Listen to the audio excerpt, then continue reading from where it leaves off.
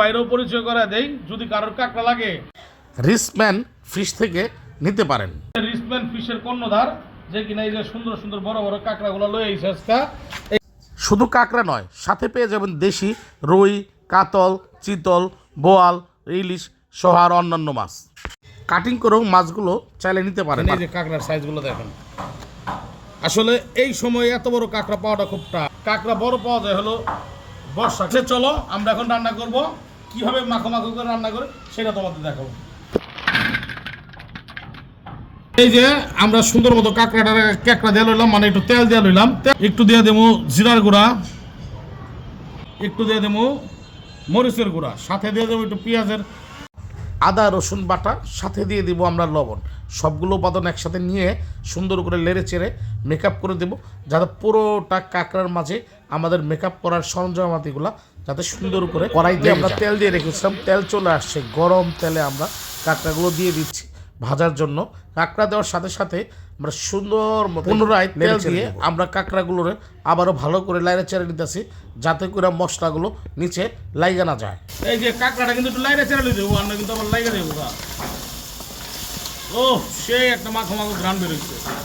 খুব দ্রুত সময়ে কিন্তু আমাদের কাঁকড়াগুলো বাদামি কালার চলে আসছে, আর বেশিক্ষণ রাখতে হবে না। কইবার লাগছে আমাকেও, কিন্তু আর তেলের আইস না, উঠে আলাম আমরা একটা ছাকরি লইছি, এই ছাকরি দিয়ে ছাইকা আমরা কাঁকড়াগুলোরে উপরে ঢেলাম, যাতে করে তেলগুলো উপরে উঠে না হয়। অল্প সময়ে কিন্তু সবগুলো আমরা উঠে লইছি। গ্রেভি বানানোর জন্য গরম তেলে প্রথমেই দিয়ে দিলাম আমরা পেঁয়াজ বাটা। সবসময় তো পেঁয়াজ কুচিয়ে দিই, আজকে বাটা দিলাম। এই যে আমরা আদা রসুন বাটা দিয়ে দিচ্ছি। আদা রসুন বাটা খুব ভালোভাবে লাড়তে চাড়তে হবে, আর নয় নিচে লাগিয়ে যাবে। হলুদের গুঁড়া, এই যে সাথে দিলাম 1 চামচ মরিচের গুঁড়া, কারণ আমরা একটু ঝাল বেশি খাবো। সাথে দিলাম ওই যে 1 চামচ জিরার গুঁড়া, তার সাথে দিলাম একটু ধনিয়ার গুঁড়া। সুন্দর মতো একটু লাইড়া চেড়ে নেবো, যাতে এগুলা মশলাগুলো যাতে কড়াইতে লাইগা না যায়। এখন কাঁকড়াটা দিয়ে দেবো কমপ্লিট, দিয়া সুন্দর মতো একটু নাড়বো। এই দেখেন, হ্যাঁ কালারটা কি। এখন কিন্তু খুব ভালো করে লাড়তে চাড়তে হইব, কারণ এখন কিন্তু একদম ভুনাটা শেষ পর্যায়ে চলে আসছে। যেহেতু আমরা কাঁকড়াগুলো দিয়ে দিচ্ছি, ভালো করে না নাড়া চাড়লে নিচে দেওয়া যাবো, লাগিয়ে যাবো। আর লাগিয়ে গেলে কিন্তু আমি খাইতে মজা লাগবো না।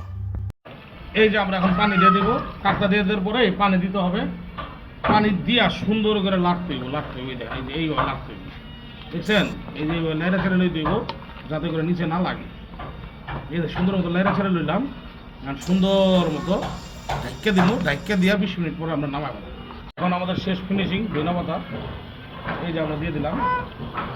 ধনে পাতা দেওয়ার পরে ভালো করে এখন লাড়তে চাড়তে হবে, আর নয় দেখা যাবে কি নিচে লাইগা যাবে। আর নিচে লাইগা গেলে কি হবে বুঝে নিত। আমার কাঁকড়া রান্না শেষ, আমরা সুন্দর করে নামাইলাম। প্লেটে ঢালার পর ওফ, কাঁকড়াটা না পুরাই মাখো মাখো হয়ে গেছে। ভুনাটা হয়ে গেছে, পুরাই মাখো মাখো। এই দেখেন, দেখছেন ভুনা হয়েছে, তার মানে কি যে তেল ভাসা মানে ভুনা হয়ে যাওয়া। আপনি মনে করেন তেল যদি ভুনা না হইতো, তাহলে কিন্তু তেল জীবনও ভাসতো না।